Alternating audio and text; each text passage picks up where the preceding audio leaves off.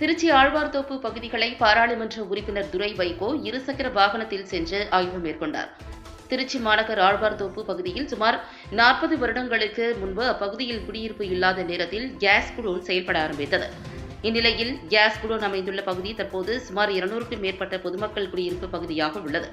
எனவே கேஸ் குடோனை மாற்றக்கோரி அப்பகுதி பொதுமக்கள் கோரிக்கை வைத்திருந்தனர். இந்நிலையில் இன்று திருச்சி பாராளுமன்ற உறுப்பினர் துரை வைகோ அப்பகுதியில் உள்ள குடியிருப்பு பகுதிகளை ஆய்வு மேற்கொண்டார்.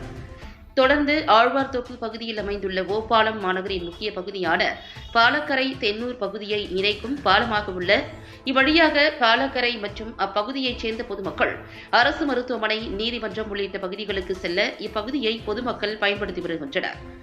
மேலும் பாலத்தை நாள் ஒன்றுக்கு 1000க்கும் மேற்பட்ட இருசக்கர வாகனம், ஆட்டோ ஆகியவை கடந்து செல்கின்றன.